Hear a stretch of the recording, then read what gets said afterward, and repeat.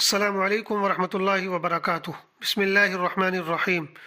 امام بخاری research academy علی گڑھ سے شائع ہونے والے ہفت روزہ الجمعہ میگزین 16 رمضان 1447 ہجری مطابق 6 مارچ 2026 کے مضامین کی آڈیو ریکارڈنگ پیش خدمت ہے۔ پہلا مضمون ہے اصلاحیات، اپنے روزے کو بچائیے، محمد فرید حبیب ندوی۔ عنوان دیکھ کر چونکیے مت، عنوان بالکل درست اور ٹھیک ہے۔ دراصل بات یہ ہے کہ صرف روزہ رکھ لینا کافی نہیں، بلکہ اسے تباہ کن چیزوں سے بچانا بھی ضروری ہے۔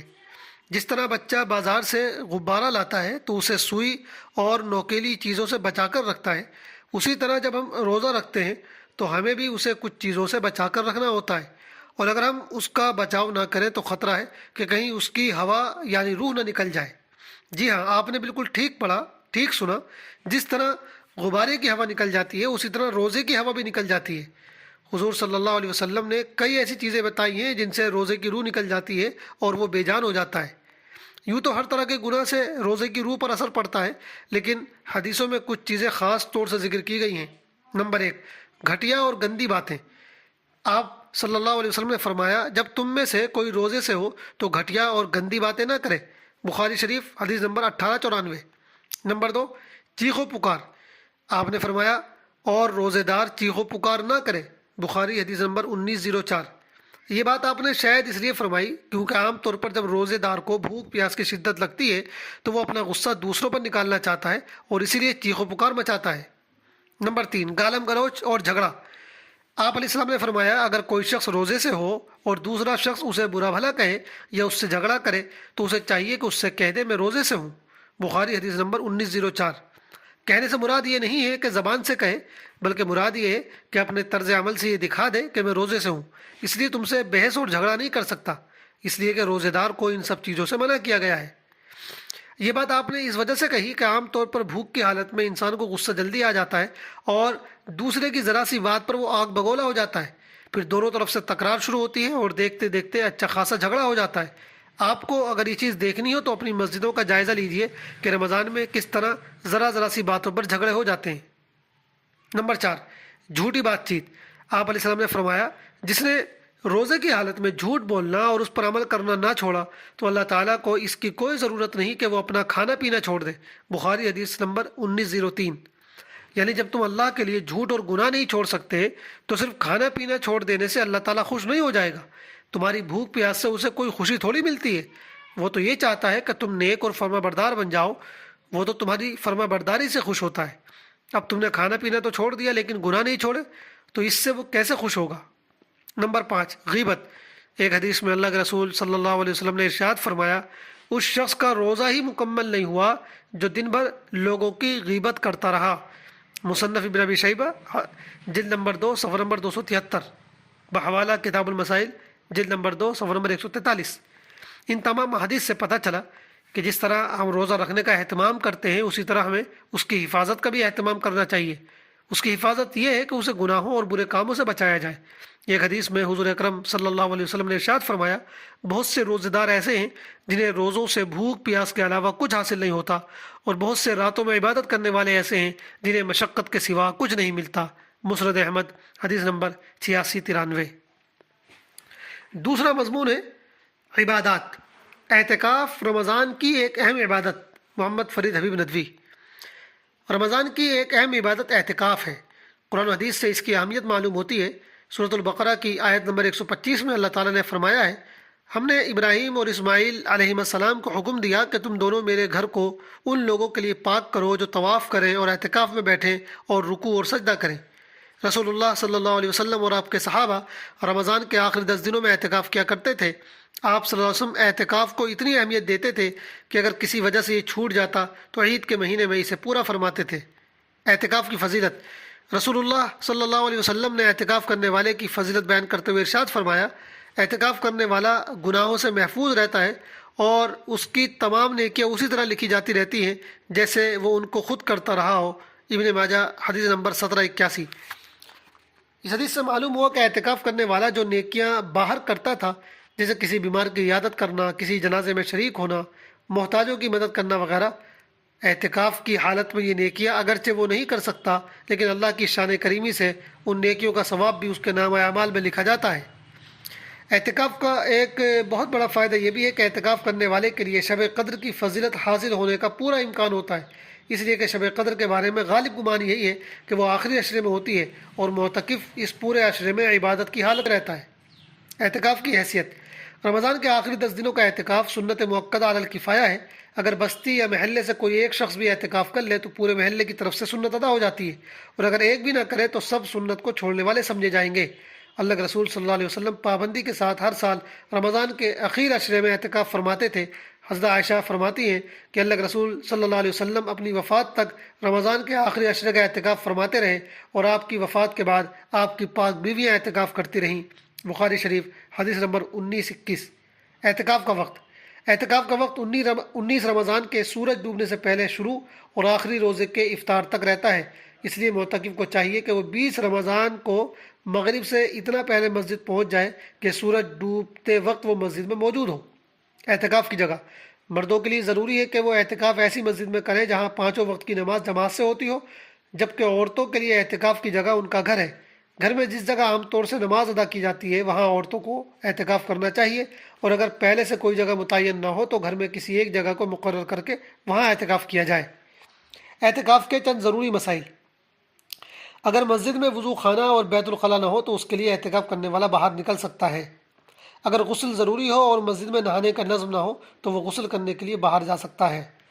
اعتکاف کے دوران ٹھنڈک حاصل کرنے کے لیے غسل کرنے کی اجازت نہیں ہے، لیکن اگر گرمی ہو اور پسینے کی وجہ سے کوئی شخص غسل کرنا چاہے یا کسی کو بغیر غسل کے سکون محسوس نہ ہوتا ہو تو بعض علماء نے اس کی اجازت دی ہے۔ اگر گھر سے کھانا لانے والا کوئی نہ ہو تو کھانا لانے یا کھانا کھانے کے لیے گھر جا سکتا ہے، لیکن ضرورت سے زیادہ گھر پر بالکل نہ ٹھہرے۔ اگر کوئی عورت اعتکاف میں بیٹھی ہو تو وہ گھر کے کام کاج کے لیے اعتکاف کی جگہ سے باہر نہیں نکل سکتی۔ اگر وہ اعتکاف کی جگہ میں بیٹھ کر گھر کے کچھ کام کرنا چاہے جیسے سبزی کاٹنا، آٹا گوندنا وغیرہ تو اس کی گنجائش ہے، لیکن بہتر یہی ہے کہ خود کو زیادہ سے زیادہ عبادت میں مشغول رکھے اور گھریلو کاموں سے ان 10 دنوں کے لیے الگ رہے۔ شادی شدہ عورت اگر اعتکاف میں بیٹھنا چاہتی ہو تو اس کے لیے اپنے شوہر سے اجازت لینی ضروری ہے۔ اگر اعتکاف کے دوران میں عورت کو حیض آنا شروع ہو جائے تو اس کا اعتکاف ٹوٹ جائے گا۔ عید کے بعد اسے روزے کے ساتھ 1 دن کا اعتکاف کرنا ہوگا۔ اعتکاف کے دوران بالکل خاموش رہنا اور اس کو عبادت سمجھنا غلط ہے، البتہ فضول باتوں اور لایانی کاموں سے بچنا چاہیے۔ اعتکاف کے لیے کوئی خاص عبادت نہیں ہے، کوئی بھی عبادت کی جا سکتی ہے۔ مسجد کے شرعی حدود یعنی مسجد کا وہ حصہ جو صرف نماز کی ادائیگی کے لیے بنایا گیا ہے اس سے بلا ضرورت باہر نہ نکلنا چاہیے، ورنہ اعتکاف ٹوٹ جائے گا۔ وضو خانہ، غسل خانہ، استنجا خانہ، مسجد کی سیڑھی، امام کا کمرہ یا چپل جوتے اتارنے کی جگہ وغیرہ، ان سب جگہوں میں بلا ضرورت جانے سے اعتکاف ٹوٹ جاتا ہے، کیونکہ یہ سب جگہ مسجد کا حکم میں نہیں ہیں۔ اگر اعتکاف کسی وجہ سے ٹوٹ گیا تو جس روز اعتکاف ٹوٹا ہے اسی ایک دن کی قضا روزے کے ساتھ بعد میں ضروری ہوگی۔ تیسرا اور آخری مضمون ہے مسائل۔ زکوٰۃ کے کچھ اہم مسائل۔ محمد فرید حبیب ندوی۔ سوال: کس طرح کے مال پر زکوٰۃ واجب ہے؟ جواب: سونا، چاندی، روپے، پیسے اور ہر اس سامان پر جو تجارت کے لیے ہو۔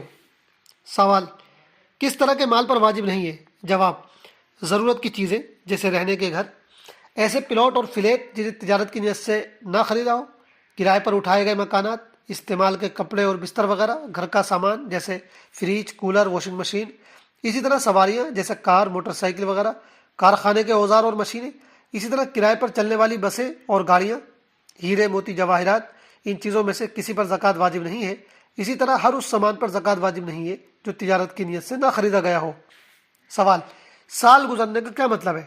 جواب: سال گزرنے کا مطلب یہ ہے کہ زکوٰۃ سال میں صرف ایک بار اس وقت ادا کرنی ہوتی ہے جب ایک شخص کو صاحب نصاب بنے ہوئے 1 سال پورا ہو جائے۔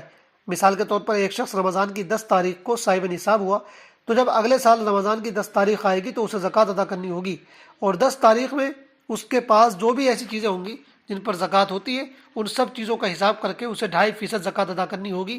یہ نہیں دیکھا جائے گا کہ درمیان سال میں کیا کمایا، کیا خرچ کیا، بس 10 تاریخ میں جو بھی چیزیں اور رقم موجود ہوگی اس کی زکوٰۃ ادا کی جائے گی، چاہے کچھ چیزیں اور کچھ پیسے 2 دن پہلے ہی کیوں نہ آئے ہوں۔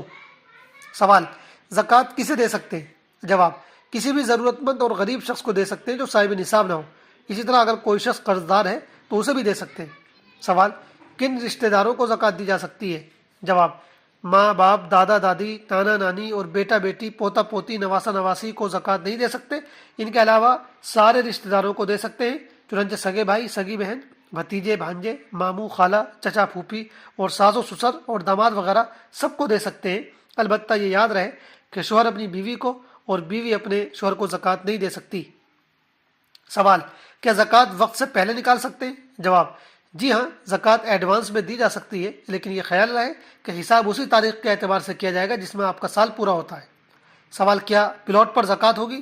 جواب، اگر آپ نے اس لیے خریدا تھا کہ سال 2 سال بعد فائدے کے ساتھ بیچ دیں گے تو اس پر زکوٰۃ ہوگی، اور اگر خریدتے وقت بیچنے کی نیت نہیں تھی بلکہ یہ سوچا تھا کہ گھر بنا لیں گے یا بچوں کے کام آ جائے گا یا بعد میں چل کر دیکھیں گے کیا کرنا ہے، تو نہیں ہوگی۔ سوال، اگر کسی کے کئی گھر ہوں جبکہ اس کی رہائش صرف ایک گھر میں ہو تو کیا ان پر زکوٰۃ ہوگی؟ جواب، نہیں، گھروں پر زکوٰۃ نہیں ہوتی ہے۔ ہاں، اگر کسی نے کوئی گھر خریدا ہی اس لیے کہ فائدہ کما کر بیچ دوں گا تب اس پر زکوٰۃ ہوگی، لیکن اگر ایسی نیت نہیں تھی تو چاہے کئی گھر بھی ہوں تب بھی ان پر زکوٰۃ نہیں ہوگی۔ ہاں، اگر اس نے انہیں کرائے پر اٹھا رکھا ہو تو کرائے سے جو آمدنی ہوگی اس پر زکوٰۃ ہوگی، اور کرائے کی آمدنی پر زکوٰۃ واجب ہونے کا مطلب یہ ہے کہ جب وہ زکوٰۃ کا حساب کرے گا تو جتنا بھی بیلنس ہوگا سب کا حساب لگائے گا، چاہے وہ سیلری کے ذریعے ملا ہو یا کرائے سے یا کسی اور طریقے سے۔ یہ مطلب نہیں کہ کرائے کی آمدنی کا حساب الگ سے لگایا جائے گا۔ سوال، کیا زکوٰۃ نقد پیسوں کی شکل میں دینا ہی ضروری ہے؟ جواب، نہیں، کسی بھی شکل میں دی جا سکتی ہے، چنانچہ آپ زکوٰۃ کی رقم سے غلہ، کپڑے، سائیکل، کتابیں اور ضرورت کی دوسری چیزیں بھی دے سکتے ہیں۔ سوال، کیا دیتے وقت یہ بتانا ضروری ہے کہ یہ زکوٰۃ کی رقم ہے؟ جواب، نہیں، بلکہ بتانا بھی نہیں چاہیے۔ آپ جب اپنے کسی عزیز کو دیں تو تحفہ، گفٹ اور عیدی کے نام سے ہی دیں، البتہ اپنے طور پر یہ تحقیق ضرور کر لیں کہ وہ مستحق بھی ہے یا نہیں۔ سوال، ہم نے اپنے طور پر تحقیق کی کہ وہ شخص مستحق ہے لیکن زکوٰۃ دینے کے بعد پتہ چلا کہ وہ مستحق نہیں تھا، تو زکوٰۃ ادا ہو گئی یا نہیں؟ جواب، جی، ادا ہو گئی۔ السلام علیکم ورحمۃ اللہ وبرکاتہ۔